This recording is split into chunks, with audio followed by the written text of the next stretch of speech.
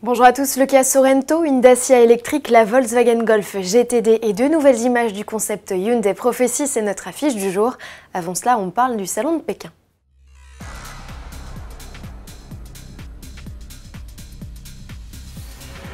Pas de salon automobile de Pékin en avril prochain. L'événement, qui devait ouvrir le 21 avril, gardera ses portes closes en raison de l'épidémie du coronavirus. Sur le site internet de l'événement, les organisateurs ont annoncé leur intention de reporter l'événement à une date ultérieure. Reste à savoir quand.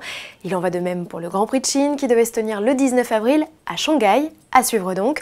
En revanche, pas d'inquiétude pour le salon de Genève. Les organisateurs maintiennent la grand-messe de l'automobile qui ouvrira ses portes à la presse dès le 3 mars. Et à propos de l'événement suisse, Volkswagen a déjà révélé une partie du menu.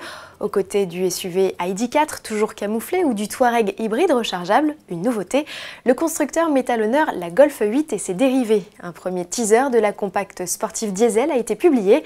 La GTD profitera du TDI Evo, le plus puissant jamais installé sur la compacte, avec 200 chevaux. Rassurez-vous, la déclinaison GTI sera aussi de la partie, au même titre que la version hybride rechargeable GTE. Du côté de chez Hyundai, le concept Prophecy en montre plus. Après avoir dévoilé une image de la poupe dont les hanches larges et le béquet intégré évoquaient à certains les lignes des 911 turbo d'antan, on découvre aujourd'hui par vidéo interposée le minois et le profil du concept 100% électrique. La ligne de toit plongeante lui donne de faux airs de Cox ou de Caïman. L'avant n'est comparable à rien, il reste très massif, à l'instar du concept 45 présenté fin 2019. Les deux modèles partagent la même originalité dans les phares avec un éclairage à LED façon pixel. Le concept Hyundai, qui préfigure les orientations stylistiques de la marque, fera sa première apparition à Genève, mais du 3 au 5 mars seulement. Comment le trouvez-vous? On attend de lire vos avis dans les commentaires.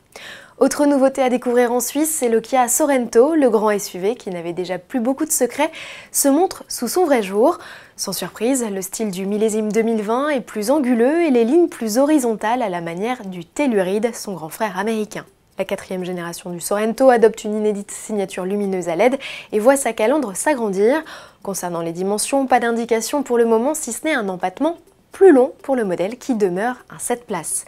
Dans l'habitacle qui a fait monter en gamme son SUV avec la présence de larges écrans numériques, dont un de 12,3 pouces installé derrière le volant. L'environnement plus moderne est complété d'aides à la conduite de nouvelle génération, les plus high-tech jamais installées sur une Kia. Prometteur. On se quitte avec une image, c'est celle des projets futurs du groupe Renault.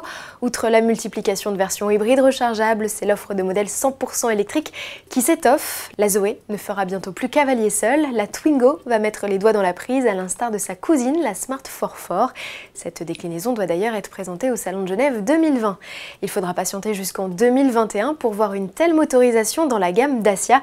Mais le projet est bel et bien dans les tuyaux, il devrait s'agir de la cousine de la KZ2, modèle déjà vendu en Chine. Le modèle devrait s'afficher à moins de 15 000 €. À demain.